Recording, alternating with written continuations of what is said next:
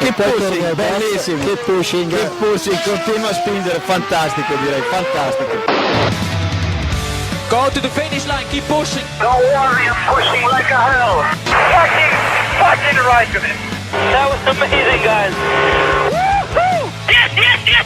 I'm much quicker than Jimmy. Give me the full power then. Avanti, Fer, avanti! All the time you have to leave a place. Okay, Felipe, Valtteri's faster than you. Do not hold him up. Hey guys, this is ridiculous. Hola a todos y bienvenidos al episodio 221 de Keep Pushing Podcast. Este episodio en el que vamos a hacer un especial de la carrera de Sebastian Vettel.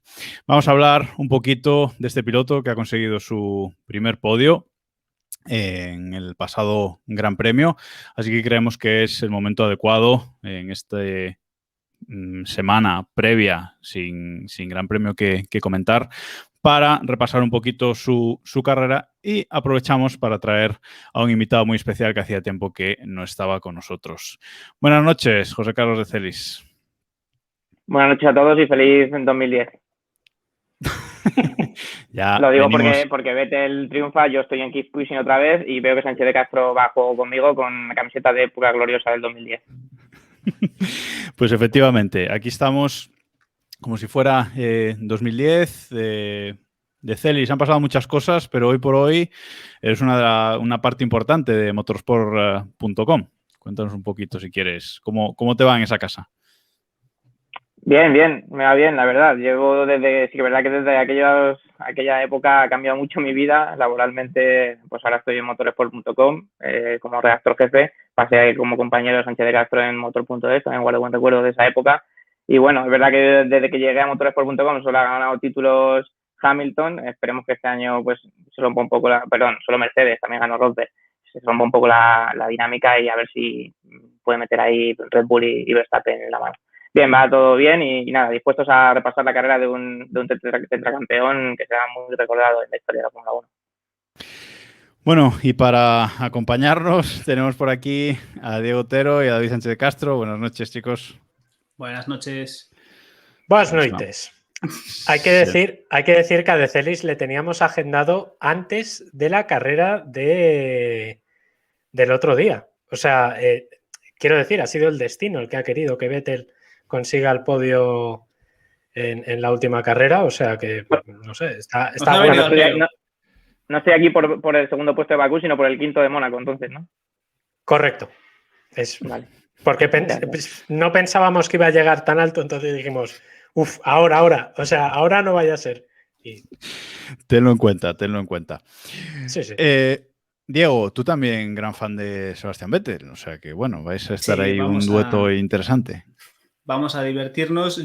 Yo creo que yo le doy un poco más de cera que José, porque bueno, yo creo que también hay que ser crítico cuando lo hace mal, y bueno, Vettel ha tenido sus momentos. Pero sí, oye, puede ser un programa interesante. Primer podium, por cierto, de esta temporada, que quieras que no, el niño ha hecho alguno que otro más antes del fin de semana pasado. Alguna vez se ha subido incluso a lo más alto del podio, ¿eh? No... Creo que sí, creo que ganó alguna vez. Bueno, vamos a empezar por el principio. Vamos a empezar por la carrera de Sebastian Vettel, cómo empezó en la Fórmula 1. Poníamos en el guión que en 2005 prueba por primera vez un Williams, el FW27.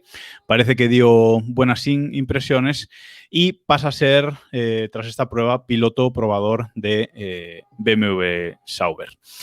Además, se estrenan unos libres, David, en Turquía, si no recuerdo mal, porque esa temporada hace los libres a partir de Turquía. Hasta entonces no se sube al coche. Y bueno, creo que incluso lidera la tabla en esos primeros libres en la Fórmula 1 para él. Sí, Vettel venía ya siendo una grandísima promesa. La verdad es que en las categorías inferiores ya despuntaba muchísimo. De hecho, despuntaba tanto que no llegó a estar incluido en una estructura junior hasta muy tarde. Me refiero comparado con ahora, ¿no? Que los pilotos van recorriendo etapas, por ejemplo, con Red Bull, que es el caso más evidente, prácticamente desde que tienen 8 o 9 años ya hay ojeadores que quieren captarles, ¿no? excepto el caso de Max Verstappen, que quizás es un poco distinto. Y su llegada a la Fórmula 1 fue fulgurante. Es verdad que tuvo un pelín de fortuna en ese sentido, porque en 2007, cuando ya llega a sentarse en la Fórmula 1, fue por el accidente de Robert Kubica, pero sí, ¿no? Ya en los libres, en los primeros que hizo, todo el mundo se quedó alucinado y de hecho tuvo un mentor que es probablemente el mejor mentor que se podía tener en aquellos tiempos, que era Michael Schumacher, que enseguida se dio cuenta que ahí había talento y que había piloto, vamos. Sí, a ver, al final era un piloto. Yo creo que ahora, visto en perspectiva, es complicado, ¿no? Pero seguramente ahora vemos la llegada de Max Verstappen, esa llegada que arrasó, o sea, fue fulgurante, fue llegar y le vamos a dar el coche para pelear por el título. Pero la llegada de Vettel, puesta en perspectiva con cómo era la Fórmula 1 en aquel entonces y todos los pasos de llegada, también fue una llegada muy rápida y tuvo mucha suerte. Tuvo suerte con eso, entre comillas, ¿no? Vamos a poner muy entre comillas por el tema del accidente de Kubica, pero que le permitió subirse al BMW, hacer una buena carrera, destacar, batir uno de los 50 récords de precocidad que estuvo captando todos esos años. Y tuvo suerte de caer en una Toro Rosso que a priori no era una gran escudería, pero pilló en unos años muy buenos para pasar a Red Bull justo en el momento en el que Red Bull pasó de ser un chiste a ser una gran escudería. Y bueno, luego ya vinieron otras cosas que tampoco hace falta comentar por el momento.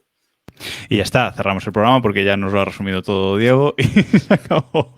No, comentabais que en ese 2007 sustituye a Kubica en el Gran Premio de Estados Unidos después del gran accidente de Kubica en Canadá, y ahí debuta en la Fórmula 1. Con buenas impresiones, José, porque la verdad es que acaba la carrera octavo, en clasificación séptimo, en los libres siempre arriba. Fue una presentación que ya decía que tenía algo especial este piloto, ¿no?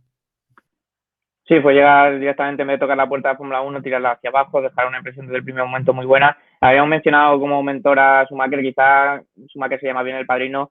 En los primeros años no podemos dejar de recordar a Gerard Novak, que yo creo que, perdón los germanoparlantes si no lo pronuncia bien, Gerard Novak. Fue mentor a su vez de Michael Schumacher y luego de él. Le apoyó durante toda la carrera. No tuvo el apoyo ese de una estructura como sería ahora Prema, sería el Red Bull Junior Team, o sea, el programa Junior de Red Bull, pero sí que tuvo el apoyo económico. Él lo mencionaba esta semana pasada, que sin este apoyo económico no había podido llegar probablemente a ningún lado. Es verdad que le metió en Fórmula BMW, la gana, luego ya tiene la oportunidad que tiene en la Fórmula 1 y como dices, cierta suerte del accidente de Kubica, pero yo creo que al final habría sido cuestión de tiempo que tarde o temprano tuviera esa oportunidad y demostrara de que estaba hecho, del material que estaba hecho.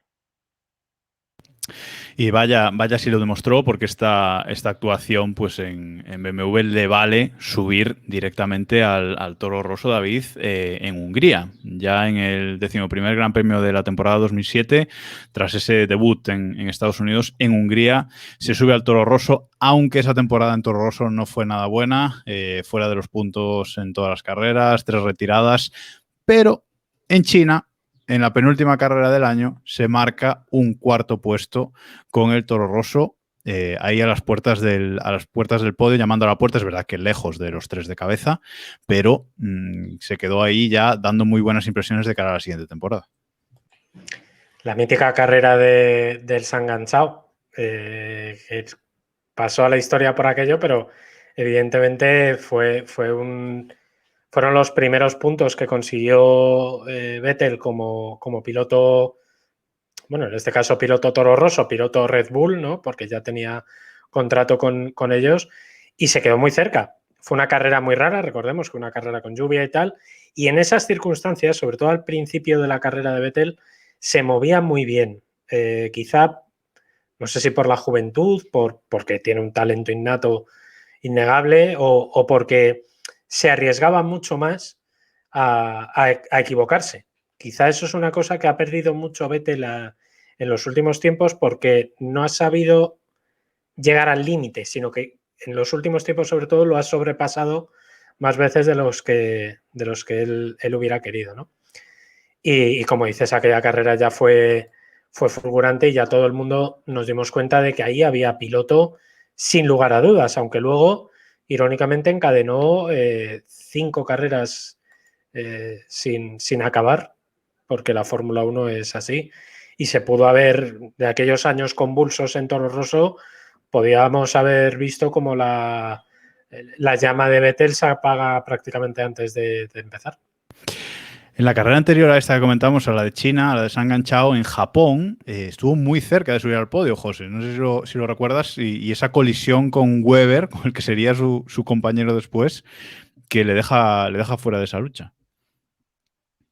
Fuera de esa lucha y muy atrevidamente decir, fuera de la siguiente. Vettel había clasificado 12º en China en el Gran Premio de Shanghai Chao, le meten 5 posiciones para atrás, sale 17º y remonta hasta el cuarto. Si en vez de salir 17º hubiese salido el 12º, el podio podía haber llegado en esa carrera perfectamente, con todas las cosas que pasaron.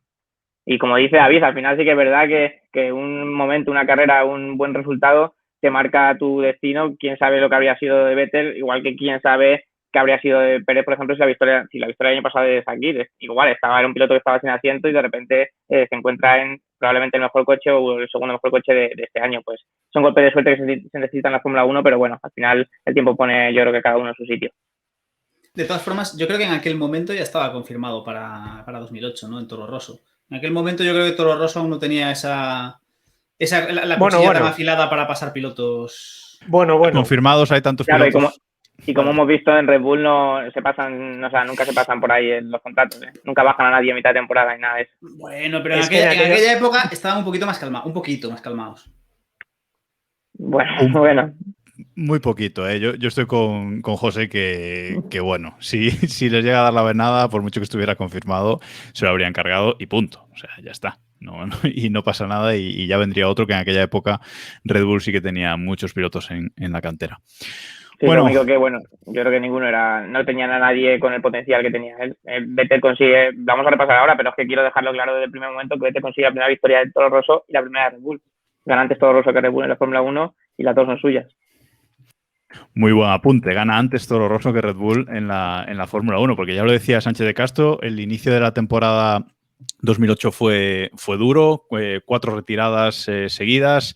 En Turquía, en la quinta carrera, acaba 17º, pero a partir de ahí se encuentra con el coche, hace un quinto en Mónaco y a partir de ahí, pues bueno, buenos resultados, quinto, octavo, sexto, etcétera, y por fin llega esa primera victoria en Italia, esa primera victoria en Monza, Diego, espectacular, batiendo todos los récords, como decíamos, ya sale desde la pole y gana desde la pole, incontestable ese fin de semana. Es un poco lo que decía David, eso que hemos perdido, ese idilio de Vettel con la lluvia, que teníamos mucho en aquel inicio de su carrera, y que se perdió un poco, quizás no solo porque no ha sabido ajustar tanto, ¿no? Pues ese jugar al límite, como porque los coches han cambiado mucho. Aquellos coches no son los coches de hoy en día. Y allí sí que tenías un poco más de juego, quizás. La lluvia te daba un poco más de margen y de juego, pero sin duda fue una carrera espectacular. Y yo creo que en aquel momento, aun con la pole, o sea, cuando hizo la pole todos flipamos y fue espectacular, porque por aquel entonces nadie odiaba a Vettel aún, entonces aquello era el chico simpático de Red Bull y hacía gracia y ¡ay, qué divertido! Aún no sacaba el dedo. Claro, el dedo lo sacó el domingo, pero aún así, el día siguiente, yo creo que nadie quería, era como, vale, muy bien, hizo la pole, qué guay, jiji, jaja, a ver si pesca un podium, porque esto aquí, cuando llegue la carrera, le van a venir por todos los lados y ni para Dios. Y ganó, o sea, fue... Y aquello ya fue, el niño tiene manos. De hecho, yo recuerdo pensar, porque en aquel momento Toro Rosso tenía mejor coche que Red Bull. Era la época en la que Toro Rosso tenía motor Ferrari y Red Bull tenía el motor Renault, que aquello no. Y Toro Rosso, y yo recuerdo que, claro, anunciaron que Vettel se iba a ir a Red Bull y era un poco, no joder, déjalo en Toro Rosso, que Toro Rosso corre más, coño, de hecho, esa temporada, Toro Rosso, hablo de memoria, pero creo que Toro Rosso terminó por encima de Red Bull en el campeonato, porque es que tenían mejor coche, joder. Sí, tenían mejor coche, claramente. En esa carrera, por recordarlo, Bourdais, que era su compañero de equipo, salía cuarto y acaba 18º. Es verdad que le pasaron muchas cosas a Bourdais en esa carrera, pero acaba 18º con el Toro Rosso, mientras que Vettel gana. O sea que, bueno, mucho que decir ahí. David, antes de pasar... Apuntando dos apuntes. Ese fue el primero de los 122 podios. 122 podios, que se dice muy pronto, que tiene Vettel. Es el primero y desde entonces hasta este año, estamos hablando de hace 13 años, ha tenido un podio mínimo por temporada. Creo que es muy destacable y esa carrera yo creo que fue definitiva para jubilar a Bourdais. Bourdais venía como para ser venía de brillar en Estados Unidos, tenía un talento innato increíble, venía de ser un pilotazo increíble y en la Fórmula 1 fue uno de estos pilotos que en la Fórmula 1 no se acabó de encajar bien y uno de los grandes culpables o responsables fue Sebastian Vettel. Coincidió con él y Vettel se lo comió, o sea, no fue rival para él en ningún momento y acabó la temporada por delante, evidentemente. Y a partir de ahí, pues confirmado con Red Bull, llega ese equipo Red Bull Renault en 2009 con un coche espectacular, un muy buen coche, pero claro, se encuentra con Brown GP, un coche que llevaba 2 años y medio en desarrollo. Bueno, ya sabemos todo el potencial de ese coche que luego se convertiría en Mercedes. Y aún así, José lucha por el Mundial. Es verdad que empieza el Mundial muy mal, con 2 carreras fuera de los puntos, pero luego una tercera carrera ya gana en China y tiene 4 victorias esa temporada. Varios podios y acaba finalmente segundo del Mundial por detrás de Jenson Button, o sea que para arrancar y viendo el gran potencial del Brown GP no estuvo nada mal. No estuvo nada mal. Ese año con el truquito que se sacaron de la manga 3 equipos, sobre todo Brown GP, que fue el que destacó, pero no olvidemos que la primera carrera había 3 equipos que tenían ese truco, ese artilugio, que estaban por delante, sistemáticamente estaban por delante del resto. Luego el resto tuvo que ir haciendo una carrera de desarrollo para alcanzarles. Cogieron a todos, incluso al final cogieron a Brown GP. Si hubiese durado 2 carreras más, quién sabe, en una época en la que la victoria eran 10 puntos. Entonces marcaba mucho menos la diferencia de primero a segundo clasificado con los triunfos que luego conseguiría Vettel al final de año. Pero sí, en la tercera carrera ganó. Es el segundo piloto que ha ganado antes con Red Bull, porque el primero fue Verstappen, que el primer día que se subió ganó. Pero bueno, ahora que hay muchos grupos que destacan lo pronto que ha ganado Pérez con su equipo, bueno, Verstappen y Vettel ganaron antes y insisto que esa fue la primera victoria de Vettel. Decía Sánchez de Castro antes que es el primero de los 122 podios, la de Monza el primero de, o sea, 50.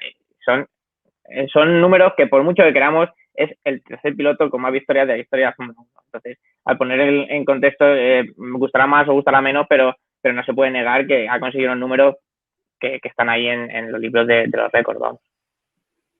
Y fue un año curioso porque, a ver, es cierto que aquí hubo muchas cosas. Estuvo que Button empezó fuerte, pero se fue desinflando un poquito a lo largo de la temporada, que el propio Brown GP, recordemos que no había un duro, o sea, tenían el coche para ganar, pero allí no había pasta, o sea, ni para Dios. Recordemos la historia de Richard Branson llegando a Australia con las pegatinas en la maleta para ponerle la pegatina de Virgin al Brown GP, es decir, y fue una temporada que de haber durado un poquito más, o sea, al final de temporada ya les estaban empezando a temblar las piernas, ¿eh?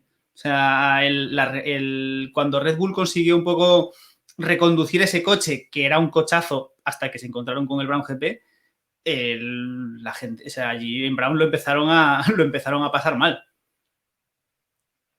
Y llegó 2010 y la primera temporada con 25 puntos por victoria y llega la gran época dorada de Sebastian Vettel. 4 años espectaculares, 2010, 2011, 2012 y 2013. Gana 4 títulos consecutivos con Red Bull y además de una forma muy contundente. Yo creo que de estos años, el último fue el más contundente. No sé si estáis de acuerdo conmigo, pero 2013 gana las 9 carreras finales, creo recordar, desde Bélgica hasta Brasil, arrasa totalmente, no le da opción a su compañero de equipo y gana el Mundial casi con 400 puntos, ¿no? 397. Una época dorada, irrepetible, que pensamos que no veríamos nada parecido de nuevo hasta que llegó Mercedes, ¿no, José? Sí, yo creo que nosotros que somos más veteranos que la nueva generación de aficionados que ahora creíamos que no íbamos a ver nunca el dominio que tuvo Schumacher y Ferrari. Con Vettel pensábamos que luego no iba a tenerlo nadie. De hecho, las reglas se han ido haciendo un poco así para cortarle las alas primero a Ferrari y luego a Red Bull. La pena es que no se han hecho, bueno, este año parece que ha habido un cierto amago y veremos el año que viene de cortarle las alas al que gana tantos años. Pero sí, en 2013 fue el mayor dominio que tuvo, fue totalmente el hombre y la máquina eran uno solo. Ahí hizo el récord de 9 victorias, como comentabas tú, que es un récord absoluto, que ni siquiera Hamilton. Es verdad que Hamilton en 2016 con Rosberg tuvo ahí un rival, pero estos años que ha estado con Bottas, que ha acumulado victorias prácticamente cuando él quería para sumar títulos, no ha podido conseguir. Es muy complicado 9 carreras sin que nadie te supere, no te pase nada, ganar las 9 casi todas desde la pole y sí, es un récord histórico que todavía se conserva ahí. Es que, con todo, yo tengo que decir que a mí cuando yo recuerdo los 4 títulos de Vettel fueron la leche, pero yo me quedo con el 2010 y el 2012, porque al final es mucho más bonito el Las rival. risas. A ver, es mucho más bonito, es decir, evidentemente que tu piloto esté ganando siempre mola mucho, porque mola mucho, es muy divertido, pero al final, en perspectiva, lo disfrutas mucho más cuando realmente tienes a un rival que le planta cara cuando la cosa está complicada y aún así consigues el resultado. El título de este año, lo gane quien lo gane Verstappen, lo gane Hamilton, si las cosas siguen igual, será mucho más divertido y sabrá mejor a sus aficionados que lo que ha hecho Hamilton los últimos años, que ha ido con la chorra por fuera. Y eso para mí 2010 y 2012, 2010 más porque bueno, fue el primero, fueron genial. Y ahí ya voy a preguntarle a José, ¿cómo viviste tú? Pues yo he dicho 1000 veces que para mí el Gran Premio de Abu Dhabi 2010 fue maravilloso, se lo deseo a todo el mundo poder vivir eso, pero ¿cómo viviste tú el Abu Dhabi 2010? Yo no le deseo a nadie vivir todo eso que vivimos los que apoyábamos a Vettel en ese momento. El de 2010, encima no llegaba él como favorito, no llegaba como primer clasificado. En 2012 Era el sí que tapado. Sí, en 2012 iba tercero, ¿no? Sí, ¿no? Sí, llegaba tercero. Lo perdía él en 2012, pero en 2010 más bien lo tenía que ganar él, tenía que jugar Red Bull la carta de que Ferrari picara con Alonso y jugar la carta de Weber y le salió, vamos, a lo grande. Es verdad que si lo piensas bien, el que había que tapar era Weber realmente, prácticamente, porque era el que, no tanto como le taparon, claro, como reaccionaron rápidamente metiendo ahí en Abu Dhabi, tierra santa del vetelismo, por cierto, como reaccionaron rápidamente metiendo ahí a Alonso para tapar a Weber, pero sí que es verdad que el rival a seguir era Weber, que era el que iba segundo. Y al final, pues, la carta ganadora de Red Bull y ese domingo, vamos. Pero el de 2012 yo sí que no se lo recomiendo a nadie porque fue un cúmulo de sensaciones de nada más salir, lo tienes todo perdido, luego tienes que remontar, luego, en fin, esa carrera, yo no quiero volver a vivir algo como eso. Es como, no quiero meter nada de fútbol aquí, pero alguno me entenderá de los que están aquí presentes, es como la décima, vamos, el 10 perdido en el minuto 92 y ¿a que soy Sánchez? Tú lo sabes, ¿no? Lo tienes perdido y luego lo ganas, sí, sabe muy bien, pero los años que te ha quitado de salud no sé si compensan. De todas formas, yo estoy con Diego. Está claro que es mucho mejor ganar como en 2010 o 2012, o como va a ser este año para Hamilton si gana o Verstappen, que los que ha ganado estos últimos años. O sea, porque al final también los rivales y la opinión general no te valora igual los títulos que ganas con un rival muy potente al lado que contra tu compañero o ni siquiera contra tu compañero. Yo creo que Vettel en ese Mundial de 2010 ya vimos una de sus grandísimas virtudes, que las tiene, o las tenía, por lo menos hasta que se convirtió en un expiloto, que era su regularidad. Vettel ese año no llegó a ser líder en ningún momento, en ese 2010 me refiero, no fue líder del Mundial hasta la última carrera, que era la que valía, en el fondo, o sea, no tal. En esa última carrera quiero recordar que el que llega líder es Alonso, seguido de Weber, o Weber seguido de Alonso, no sé qué. Y Alonso, yo quiero recordarle a José, que sabe perfectamente a quién me refiero, que hubo un experto en estadísticas que dijo, así con poco pelo, hablando de Vettel, que dijo que Vettel tenía un 7%, 17% o algo así de probabilidades de proclamarse campeón. Pero me hace dudar, ¿fue ahí o fue en 2012 cuando estuvo casi 40 puntos detrás de...? Yo creo que fue 2010, ¿eh? Puede ser. suena mucho Llegaba que a fue 15 puntos 2010. de Alonso. 15 puntos. Sí, o que sea, te llegaba dice- muy lejos. Claro, llegaba lejos y además Alonso ese año, vamos, ya te digo yo que tiré a la mierda todos los textos que tenía preparados que están en el cuaderno de las... Está con las camisetas de la 10ª del Atleti. En el mismo sitio están. O sea que... Y quiero decir que Vettel no era un piloto... Mucha gente confiaba en él porque evidentemente matemáticamente podía ser, pero ni mucho menos fue el favorito. Y esto es algo que le ha pesado a Vettel durante toda la carrera. Es verdad que evidentemente tanto en 2011 como en 2013 arrasó, pero en 2010 y 2012, que era firme candidato, pero no el gran favorito, siempre como que hasta la última carrera no se le dio por hecho. En cambio, otros pilotos, como por ejemplo Hamilton, yo qué sé, hace 2 años, por ejemplo, o en el año de Rosberg, hasta que no lo... O sea, se daba como mucho más favorito a Hamilton, ¿no? Yo creo que eso es un factor a tener en cuenta. En el año de Rosberg, hasta que Rosberg ganó el título, todos damos por hecho que Hamilton lo iba a ganar. Hamilton lo iba a ganar. O sea, a día de hoy ni Rosberg se cree que haya ganado ese título. O sea. Rosberg, de hecho, ganó y dijo, me voy, no me lo vayan a quitar. Salió corriendo para que no le quitaran del brazo el título, porque pensábamos todos que en algún momento remontaría. Está claro. Sí. Y bueno, hablando de Hamilton, podemos hablar del primer título de Hamilton. 2014, última temporada con Red Bull, llega Daniel Ricciardo porque, bueno, Webber ya se retira después de sus más y sus menos con Vettel.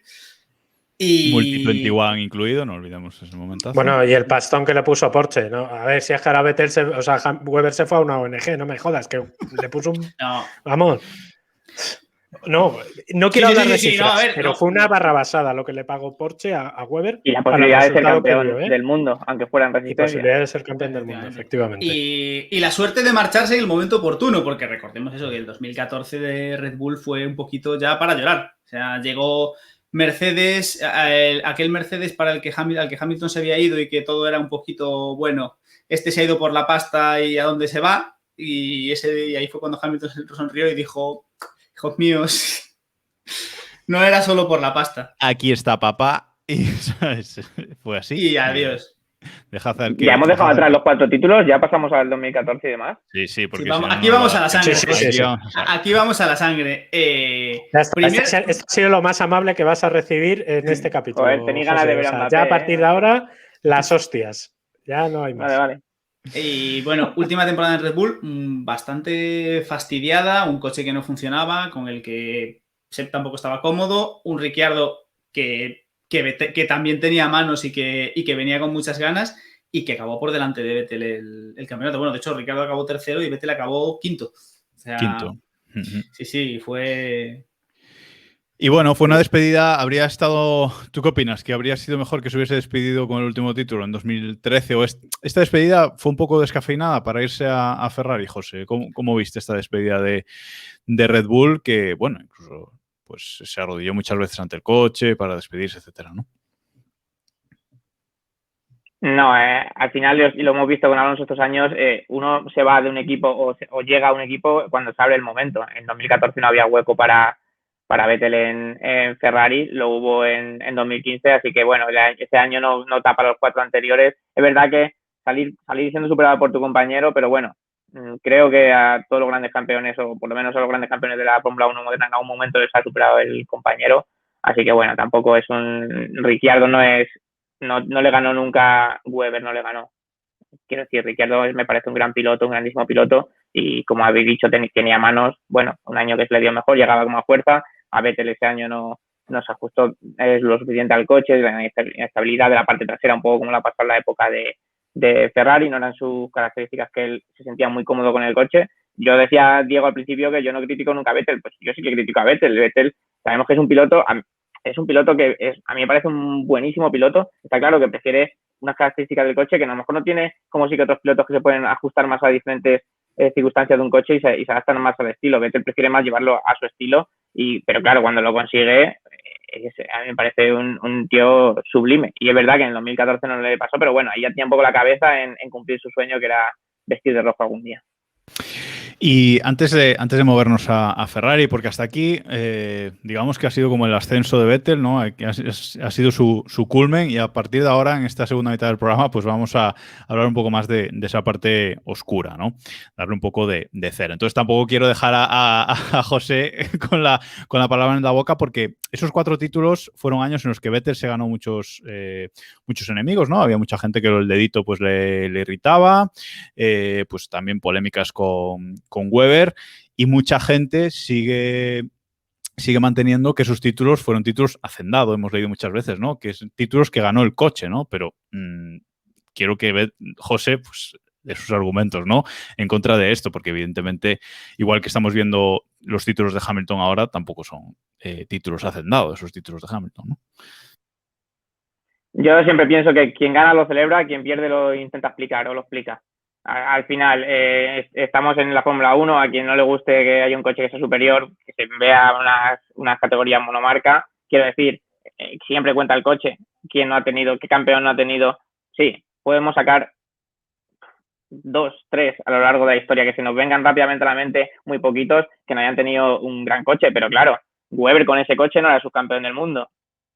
Quiero decir, si Bottas consigue ser, estos años ha conseguido más de una ocasión ser subcampeón del mundo, quizá era más superior el Mercedes de esos años respecto a sus rivales que aquel Red Bull, que Alonso, claro, Alonso estaba en Ferrari, era Ferrari y era Fernando Alonso, que es un grandísimo piloto, claro, es otra leyenda, pero quedaba subcampeón por delante de Webber, quiero decir, el coche era muy bueno, claro que era muy bueno, era el mejor coche, pero había que llevarlo y sin errores prácticamente. Vettel ha cometido un montón de errores en la época de Ferrari, pero en Red Bull muy pocos errores cometía, y él ganaba muchas veces desde la pole sin cometer errores, pero claro, era como que aburrido ganar desde la pole, ya bueno, pero es que si está haciendo los fines de semana perfectos, cuando tiene el coche en su mano, está claro, era un cochazo, pero también tiene su mérito, y quien quiera quitarle el mérito, allá ellos. Yo desde mi sofá de mi casa firmaba el 2009 de Baton con un coche rozando lo ilegal, o firmaba el 2007 de Raikkonen tener un solo título de campeón del mundo, aunque me dijeran que tengo el mejor coche o que tenía un coche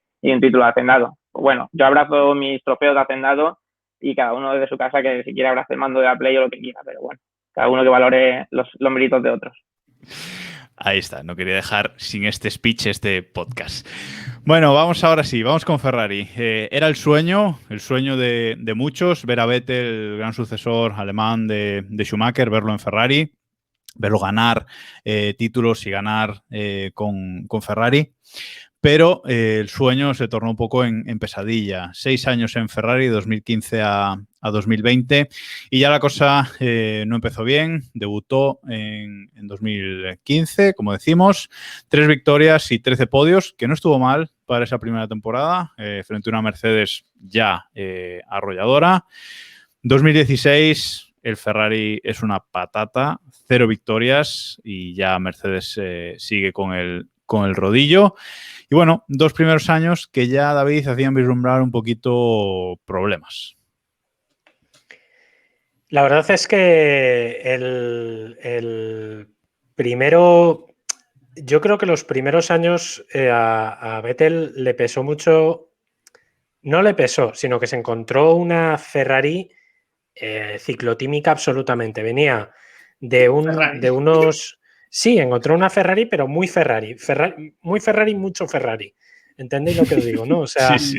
Venía de los años caóticos con Alonso, que todavía aquello acabó como el Rosario de la Aurora, y Vettel venía, es verdad, con el aura de ser el nuevo Schumacher.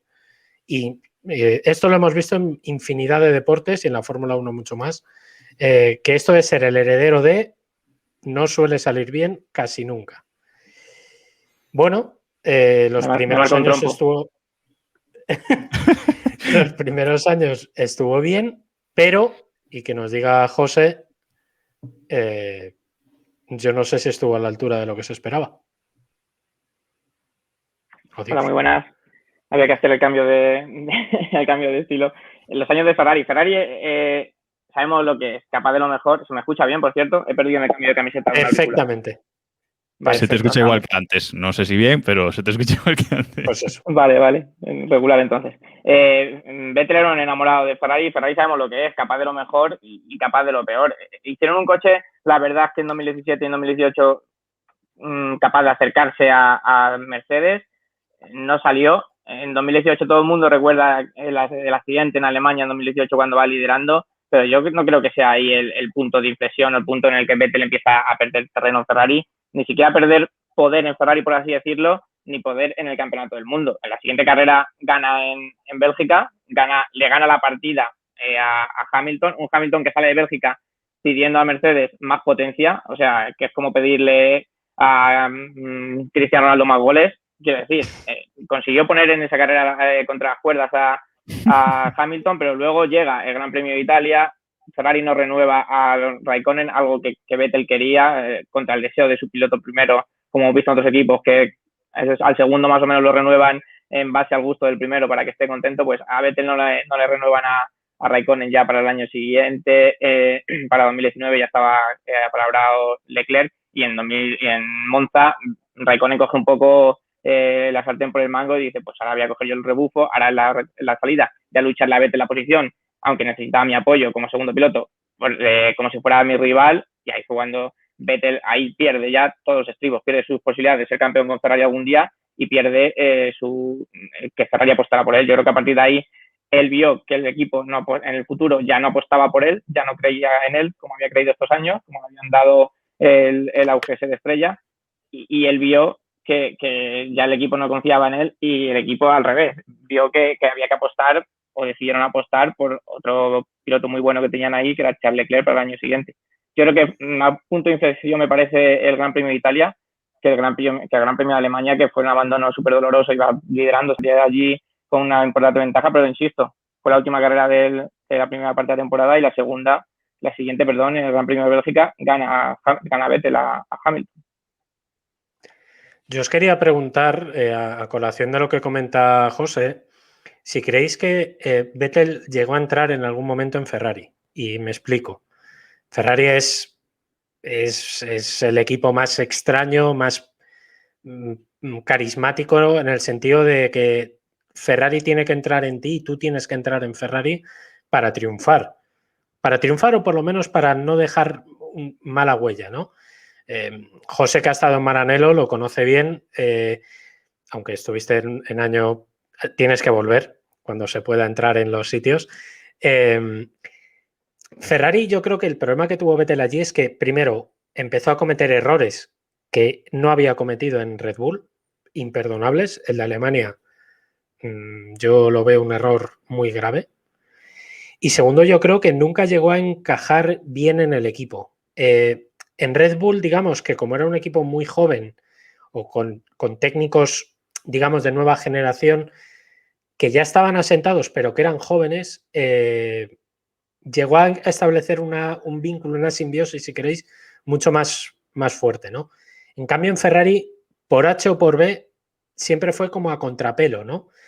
Y las prisas propias de Ferrari, porque es, como todos los grandes equipos, tienen muchísimas prisas por ganar, fue cuando ya salta la opción de Leclerc, que iba a ser Bianchi antes, y yo creo que ahí Vettel ya sí que no puede hacer nada. O sea, el último año que está en Ferrari, que yo creo que es una pena su despedida, no fue todo culpa de él. Fue un 80%, pero no todo culpa de él. A ver, hay un punto de inflexión. Es decir, yo creo que todos estamos de acuerdo en que son 6 años, pero son 4 más 2. Están los primeros 4 años en los que tanto el equipo como el piloto, pues, con la mejor o peor simbiosis, pero sí que estaban luchando, y de hecho tuvimos 3 años en los que más o menos pelearon el Mundial, ese 2018 en el que, oye, lo tuvieron cerca, estuvo ahí, y luego tenemos los 2 años en los que todo se fue a tomar por saco. Y yo creo que es un punto de inflexión la marcha de Raikkonen, no por la marcha de Raikkonen en sí, que es totalmente lógico que decidas sacar de allá a Raikkonen, que dices, oye, Raikkonen en Ferrari lo hacía mejor que Bottas en Mercedes, pero bueno, eso es otro tema. Pero esto es un poco como si mañana, como cuando mañana Mercedes decida... Diego, como nos decía Barbadiu en el chat, Bottas no sirve como referencia para nada. Correcto. O sea, Sí, pero en este caso sí. En este caso sí, porque estamos hablando de primar, cuidar a tu piloto estrella frente a putearlo. Y de hecho, Ferrari Ferrari ha cambiado su estrategia en el 2019. Ferrari era un equipo más o menos, o nos tenía acostumbrados a tener un primer piloto, cuidarlo y tener un segundo piloto que lo apoye. Y ahí decidió cortar por lo sano. Y fue un cambio totalmente drástico y que rompió, yo creo que rompió por completo a Vettel. Vino ligado a que a ese coche muy inestable en la parte trasera, que sabemos que a Vettel no le vale ni para Dios. A Vettel pidiendo una y otra vez a Ferrari que el coche, que evolucionase en el coche en un sentido y Ferrari evolucionándolo en otro sentido porque le salía de los... porque alguien decidía que no, que para el otro lado. A un Leclerc que aterrizó muy bien en Ferrari.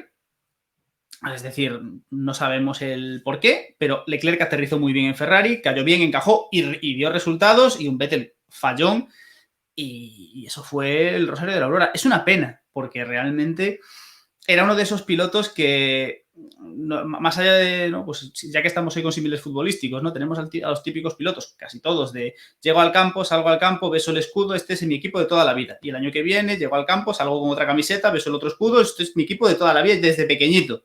Y todos sabemos que Vettel siempre quiso correr en Ferrari. El sueño de Morata. Y de hecho,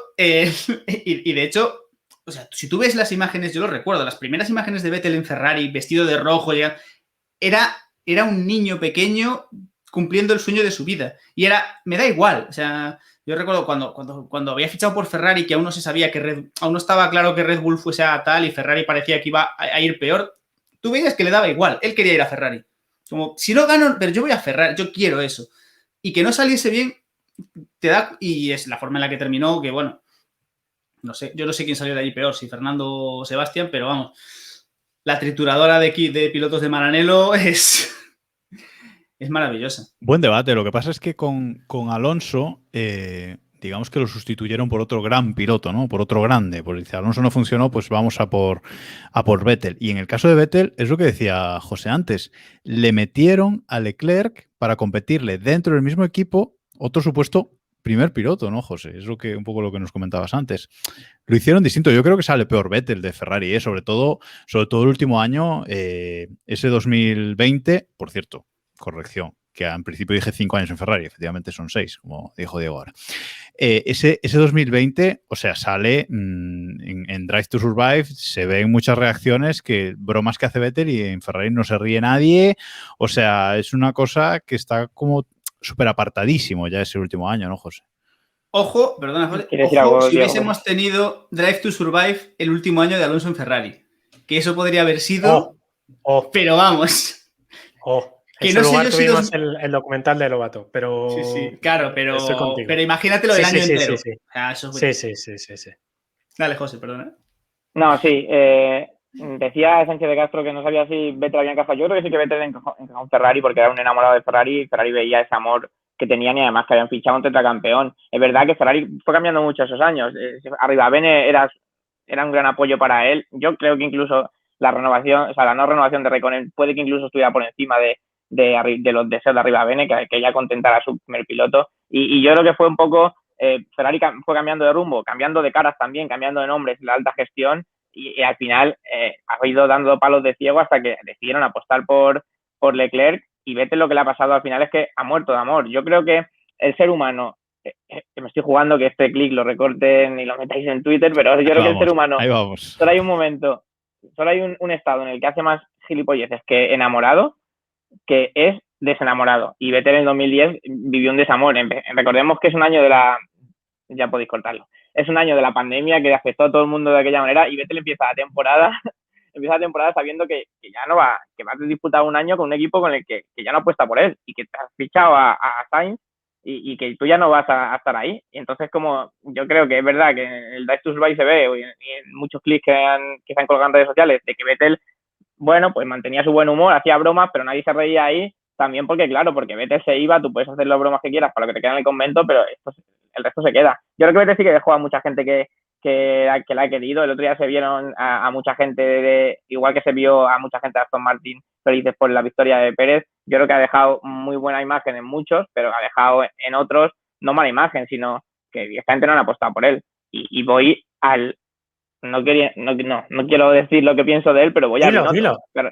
No, voy a Binotto. Binotto, el gafitas, dale. No lo voy a dar, Chúfale. pero lo siento por Leclerc y Sainz, porque Ferrari jamás va a ganar algo estando Binotto al frente. Está así, claro. Y Binotto ha puesto precisamente por Leclerc. Mientras que Binotto siga al frente, Ferrari va a ser incapaz de ganar algo.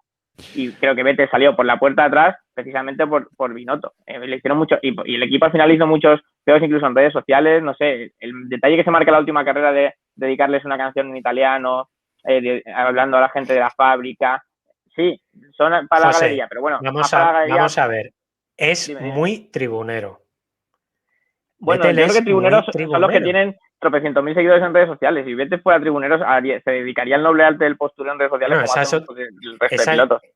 Esa es otra, pero Vettel, tú sabes que muchas cosas de esas las hace como lo Grazie Ragazzi y tal, no sé qué, que ya se hizo casi un cántico cuando las cosas iban bien. Cuando las cosas iban mal ya no es Grazie Ragazzi, ya es... Pero ya está. ¿Entiendes lo que te quiero decir? Yo lo que... No, tampoco se caga en la radio como lo hace Hamilton, como... Ahí quiero ir yo. Eso, A Vettel, efectivamente, sí. el audio la radio más enfadado que le pillas de su época de Ferrari es Blue Flags. O sea, Blue Flags y no iba para Ferrari. ¿Saben por qué iba?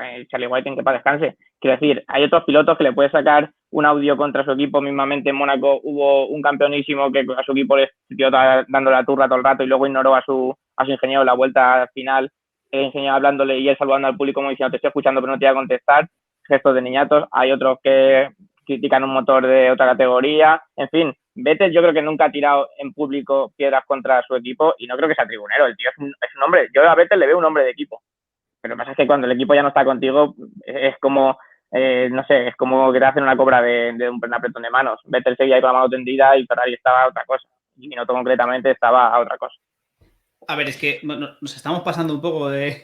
Veníamos a hablar de Force India. Veníamos a hablar de Force India y nos quedamos en Ferrari, pero la historia es que esto es un poco lo que va a pasar cuando saquen a Bottas y metan a Russell o a quien sea al lado de Hamilton. Es una declaración evidente de intenciones de tu equipo de venga, pero que tengas claro que se te acaba.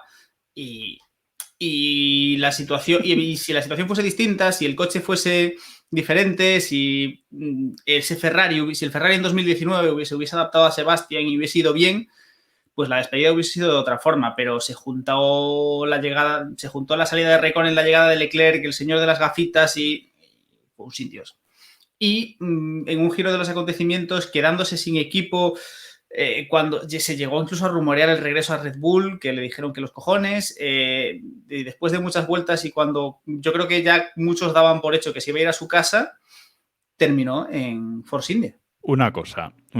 Ese año Ferrari, es decir, Vettel en Ferrari, en ese año 2020, acaba el Mundial en 13ª posición, que es su peor clasificación desde su año de debut, en el que acabó 14º. O sea que, para dar una dimensión de la última temporada desastrosa, indefendible no solo de él, del equipo también. Es decir, sí, pero comparas... Pero si lo comparas con Leclerc, efectivamente, es indefendible. Vale. Claro, pero porque siguieron el desarrollo, siguieron el estilo que quería Leclerc. Que es lo que digo, que cuando ya empieza a apostar por un estilo totalmente diferente, empiezan a apostar por el desarrollo que quiere Leclerc, ignorando totalmente lo que le dice, lo que pide Vettel, en este caso ya hemos hablado antes de la inestabilidad de la parte trasera, le ignoran totalmente. Y lo que digo, Vettel cometió muchos errores el año pasado, pero hay que entender que es que empieza la temporada de la pandemia, de todo lo que pasó, de un montón de carreras seguidas, sabiendo que no va a estar en el equipo, que no se ha ido de Red Bull, no, que se ha ido del equipo de sus amores, con el agravante de que no ha conseguido sí, es el tercer piloto con más victorias de la historia de Ferrari y tal, pero no ha llegado a conseguir el título. No, desconectado mentalmente totalmente, eso está claro. O sea, se desconecta mentalmente totalmente. Yo lo que quería preguntaros era si alguno, no dudas, porque dudas tuvimos todos, pero si alguno tenía claro que se iba a retirar. ¿O todos pensabais que encontraría algún sitio? Yo creo que hay un Vettel, y esto lo sabremos dentro de un tiempo, yo creo que a Vettel mentalmente le ha afectado mucho la pandemia. Yo veo un piloto totalmente distinto y no creo que sea una cuestión deportiva. Yo creo que es, bueno, esta situación ha habido a mucha gente que le ha afectado psicológicamente y yo creo que Vettel, sinceramente lo digo, es uno. El año pasado, es verdad, como decía José, que cuando tú estás en un equipo que ya te ha echado, no tienes por qué deberle ninguna lealtad, aunque sea el equipo de tu corazón. Pero, por ejemplo, ese podio que consigue en Turquía, la manera de celebrarlo no fue... Quiero decir, probablemente él sabía que era su último podio en Ferrari. Y es el equipo de tu vida, es el equipo que con el que has estado a punto de ser leyenda, ¿no? Porque yo creo que a Vettel eso le va a pesar toda la vida, que no ha sido leyenda en Ferrari, por mucho que sea, como dice José, el tercer piloto con más victorias de la historia. El tercero, fíjate, si no te acuerdas del segundo, del tercero ya no se acuerda nadie. ¿Entendéis? Entonces... ¿Quién no se acuerda del segundo? ¿El qué, perdón? ¿Quién no se acuerda del segundo? Bueno, yo no sé si se acordaría o no. Yo te digo que dentro de unos años, cuando tú repases los grandes campeones de Ferrari, Vettel no va a estar, quiero decir, va a estar Lauda, va a estar Schumacher, va a estar Raikkonen, va a estar pilotos que a lo mejor al lado de Vettel, con todas las diferencias, sobre todo Raikkonen, no va a estar ahí, no va a estar en ese estatus de, sí, Raikkonen ganó menos, pero ganó un mundial. Y eso es algo que va a ser innegable. Entonces eso le va a pesar toda la vida. Dicho esto, yo sí creo que Vettel estuvo muy cerca de dejarlo, pero no por falta de oportunidades, porque al final las circunstancias vinieron como vinieron, sino yo creo que porque la pandemia y su situación personal no le acompañaron. Vale, Diego, rápido. ¿Pensaste que abandonaba o no? Yo no tenía ni idea de... Yo siempre creí que si tenía un asiento interesante se iba a quedar. Lo que pasa es que yo realmente no veía un asiento... Es decir, de hecho, aún a día de hoy no tengo claro si ese Force India ha sido una buena jugada o una mala jugada. Entonces... El speaker.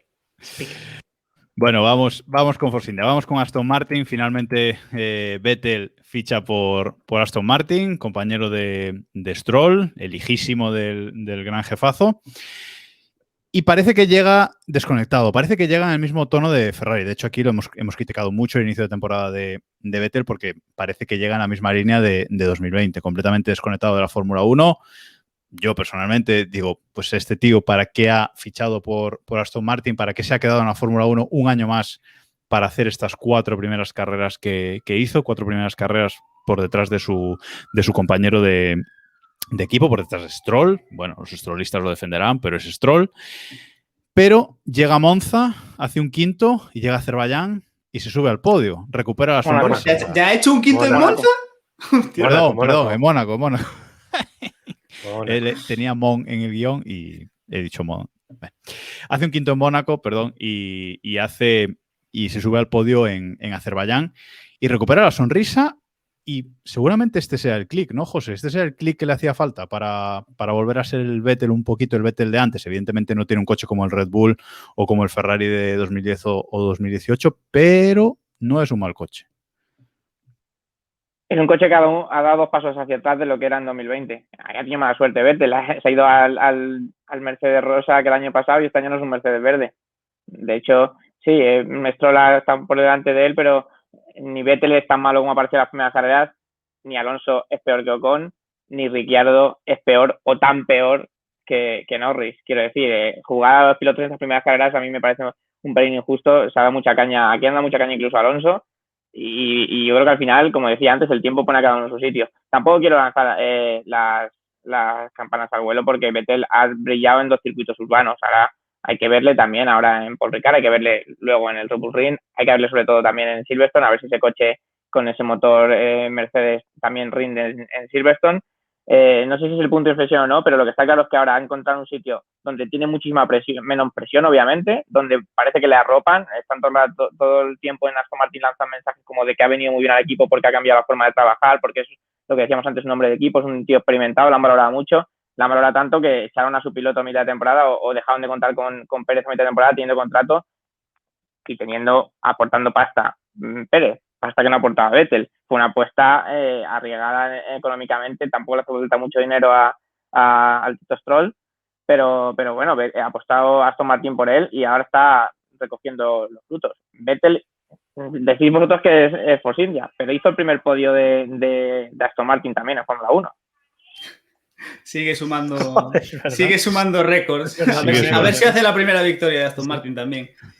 A ver, yo creo que aquí lo No hemos tiene comentado. Yo dije que necesitaba, que como todos los pilotos necesitaba unos grandes premios de adaptación. Hemos visto esta temporada que no solo es Vettel, es Alonso, es Ricciardo, todos los pilotos que han cambiado de equipo están teniendo problemas.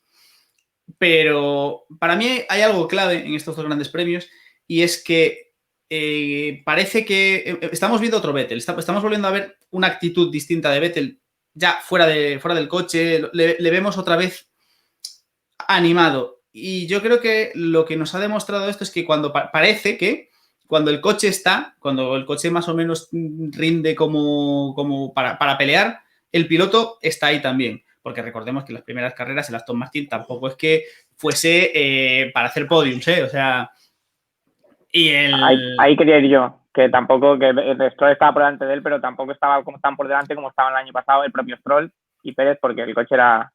Claro, pero bueno, sí que es cierto que las primeras carreras daban mucha penita. Y es Stroll. Es decir, nunca sabremos, o a lo mejor algún día sabemos, si Stroll padre fichó a Vettel porque quería tener un tetracampeón del mundo que empujase el equipo o porque pensaba que estaba acabado y lo que quería era ponerle un tetracampeón del mundo acabado al lado del hijo para que el hijo le diese zapatilla y decir, mira qué bueno es mi niño. Eso a lo mejor algún día lo sabemos. ¿Cuál era el plan? El plan maravilloso. Esa es una de mis dudas, ¿eh? Es decir, ha querido hacer el padre, papá Stroll, le ha querido hacer un Leclerc a Vettel en Aston Martin, es decir, meterle ahí telita, o realmente apuestan por Vettel. José, niegas con la cabeza. Y lo he dicho, yo creo que apuestan por él. Se cargaron a un piloto con contrato y con pasta y le ficharon a él. Además, porque creo que Vettel con Stroll está haciendo un poco, no mentor, pero sí un tipo más veterano con un chico más joven, sabiendo que el padre del joven es el que pone la pasta, y creo que le está ayudando, le da consejos y demás, y no creo que le vayan a hacer un Leclerc. ¿Os reís? No sé por qué os reís. Porque es que Diego tiene la cabeza muy sucia. Yo solo voy a decir que me acabo de acordar de Nelsinho Piquet. De Nelson Piquet. No. Yo, por contestar a lo que me has preguntado, Jacobo Vidal Pascual, creo que no le están haciendo un... Y Ricardo ya no se va a dejar de... Déjalo, le vamos a quitar la cámara. Que no creo que le estén haciendo un Leclerc, y de hecho al final el que te da el nivel de dónde está el coche es tu piloto es también para cortarlo, ahí darle un clic también a este. Tu piloto el mejor piloto de los dos es el que te da el nivel de dónde está el coche, y el nivel de Aston Martin ahora ha estado cerca de los podios. Ha quedado segundo por lo que ha quedado segundo, porque hubo un accidente de Verstappen, porque Hamilton no estuvo ahí, pero sabemos que es un coche que habría estado cerca del podio, mientras que el otro piloto, el hijo del que pone la pasta, se retiraba. Por Pirelli sí, pero se retiraba. Si contamos los abandonos de uno, contamos los de otro. Hay datos para creer, porque Vettel en 2 carreras se ha puesto 28 puntos a 9 de Stroll, ¿vale? Stroll tiene 9, Vettel tiene 28, es verdad que un podio ayuda mucho, evidentemente, pero es que además de los recién llegados, es decir, de los pilotos que han cambiado de equipo, Vettel, nos dicen por el chat que es el que tiene el rival más débil. No sé si estáis de acuerdo. Sí, hombre, bueno, puede que el rival más débil lo tenga Mick Schumacher, ¿eh? En compañero. Bueno, a ver. Pero... A ver, sí, claro. Tío, entre los pilotos no que pasar compiten... una hora aquí sin darle un palo a Mazepin, lo siento, lo voy a soltar. Bien metido. Hostia, se llama Mazepin. No, bien. Pero entre pilotos, o sea, de los pilotos, o sea, cuando hay 2 pilotos en el mismo equipo... Y de equipo, los coches... Y de los coches, efectivamente, yo creo que es evidente que Vettel sí tiene un rival que es... O sea, lo mínimo que se le pide a Vettel, y esto ya es el mínimo, es que arrase a Stroll. Es que le arrase. Ojo al strollista echándose atrás. No, es que yo nunca he sido strollista. Me habéis puesto esa medalla, pero no soy strollista. Yo quiero que sea Stroll por las risas y el espectáculo, pero porque quiero ver el mundo arder. Pero yo no, o sea, Stroll es un piloto, es un cepo. Por el LOL, ¿no? Recordemos que en el capítulo de principio de temporada donde hicimos las predicciones y yo dije que todo lo que no fuese Vettel arrasando a Stroll debería ser para darle puerta, el señor de Castro aquí dijo, bueno, tampoco nos flipemos, que Stroll, a ver. Bueno, pero, a ver, soy periodista deportivo, puedo contradecirme, ¿vale? Me lo da el título, pero eso es así. Pero que quiero decir, siendo serios, Vettel lo que debe hacer Vettel es arrasar a Stroll, sin lugar a dudas. Vale, pues a mí la duda que me queda es si esto es punto de inflexión o si ha sido circunstancial, ¿vale? Porque Mónaco es un circuito muy particular, todos lo sabemos. En Azerbaiyán pasó lo que pasó, carrera final al sprint, muchos abandonos, etcétera. Ahora llega el Gran Premio de Francia, que ya aprovechamos para hacer un poquito de previa, que va a ser un Gran Premio infumable. O sea, esto tenerlo todos claro, que va a ser un Gran Premio infumable. O sea, no sale un coche de seguridad ni queriendo, o sea, ni por accidente. No, por accidente no. No, se pueden ir por fuera de la pista. Hay 7 circuitos alrededor. Hay 7 circuitos alrededor. Mazepin hará la trazada que le parezca y acabará último igual. Y la aprobaremos.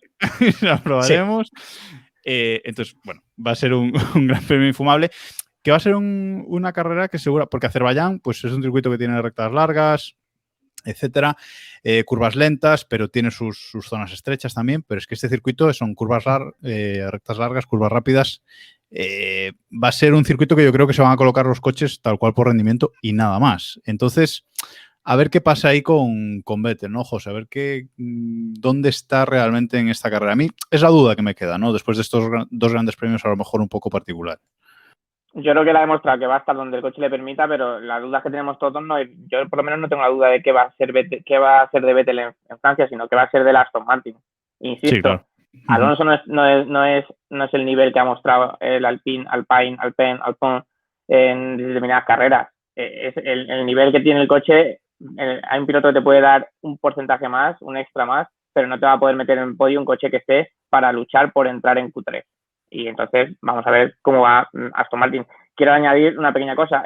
Hasta ahora las pequeñas mejoras o piezas nuevas que tenía Aston Martin se las daban a Stroll porque iban por delante en el campeonato. Ahora quiero pensar que seguirán manteniendo la misma filosofía, se la darán a Vettel que va por delante y bueno, a ver qué sale del desarrollo. Yo confío en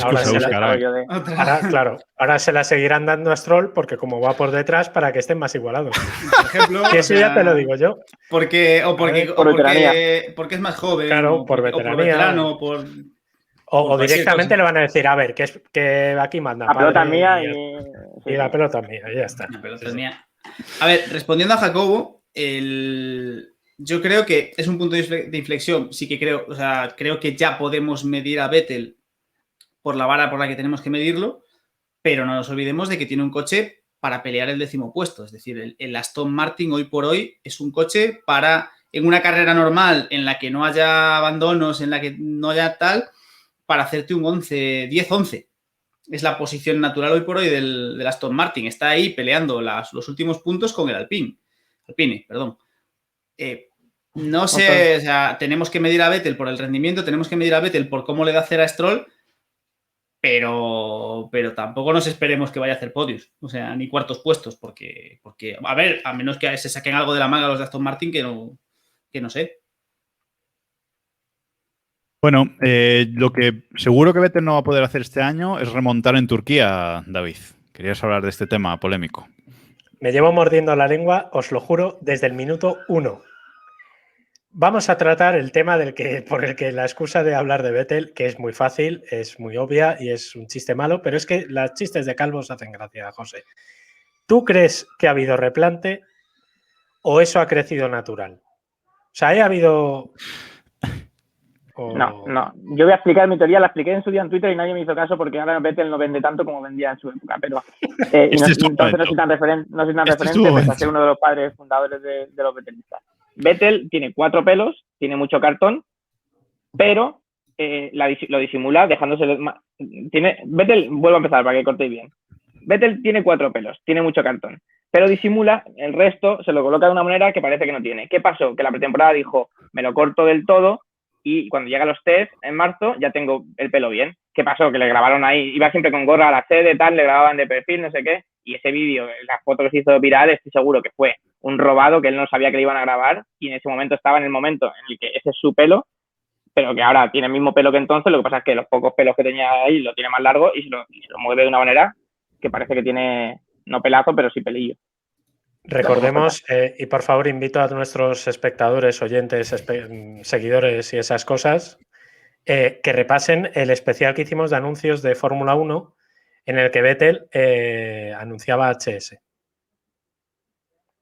Yo estoy totalmente de acuerdo con la teoría de José de Celis, ¿eh? O sea, es tal cual. Ahí no ha habido replante y este año pues no vamos a Turquía, o sea que no hay oportunidad. Es decir, si te replanteas, suele ser evidente. Mira, sí. Yo creo que Hamilton sí que es evidente. Creo que sí, Hamilton ahí hubo, sí. Quiero decir, al final te pones flequillazo pues simplemente por el gusto fue el champú, que ya lo explicó, que cambió de champú, que era porque se lavaba mucho la cabeza. Se dejó de lavar el pelo con el champú del hotel y de repente creció la mata. A mí me queda la duda de saber de cuánto dinero le debía Vettel al fotógrafo ese de la pretemporada, porque es que, a ver, o sea, hay que ser cabrón. Bueno, antes de cerrar, no sé, José, si te has quedado con ganas de decir algo. Hemos pasado por encima de algunos temas. No, he llegado ahí al punto clave para meter la pullita a Mazepin, que era lo que yo venía a eso, a mostrar mis camisetas de Vettel y a decir algo de Mazepin, y el resto ya está. ¿Cómo va Francia? No, me estoy perdiendo Francia, creo que... 1-0 gol en propia de Hummels. Bueno, nos vamos ahora a ver el partido. Quien quiera ver las camisetas de José de Celis, ya sabéis que nos podéis ver en YouTube, en Keep Pushing F1, y también en Twitch, twitch.tv/KeepPushingF1. Antes de acabar, una porrita de este infumable Gran Premio de Francia. Venga, podio y el 11º. Vamos a empezar por Diego mismo. Venga, dejamos a José para el final. Hamilton, Verstappen, Pérez y 11º Vettel, porque lo hemos bendecido. O sea... David. Yo creo que vamos a ver un Hamilton, Verstappen, Bottas asqueroso, infumable y lamentable y sensacional. Yo, como Hamilton ha dicho que este es circuito Red Bull también, voy a seguirme agarrando a eso.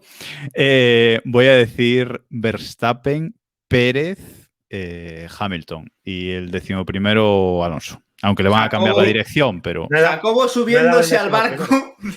Jacobo subiéndose al barco de Héctor en marcha. Ya no sabe cómo subirse. No me subo a nada. Va a rebufo. Bueno, no, mira, a ver, vas a rebufo del barco y lo sabes. Yo precisamente, como Hamilton ha dicho que es un circuito Red Bull, digo Hamilton primero, Bottas segundo, Verstappen tercero. Porque son unos llorones y son de pase lo contrario a lo que dicen. Y el 11º, pues lo damos con que juega en casa.